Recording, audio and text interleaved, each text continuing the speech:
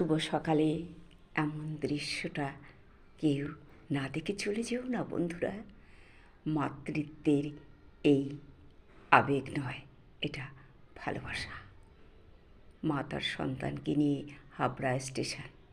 বারাসাতে দেখি ষাঁড় মেয়েগুলো না খেয়ে পথে শুয়ে বসে আছে।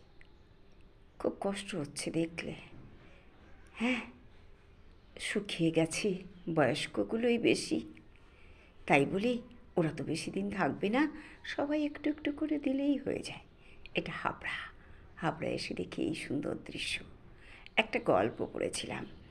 মা সন্তানকে খেতে দিতে পারছে না, হাঁড়িতে জল ফুটাচ্ছে আর বলছে, তোমরা আর একটু অপেক্ষা করো, ভাত হয়ে যাবে। আমি কিন্তু সেই গল্পটা ভুলিনি। আজকে মা ওকে নিয়ে খেলা করছে, ভুলিয়ে রাখছে খিদের আবেগ, যন্ত্রণা, তাই নয় কি বন্ধুরা?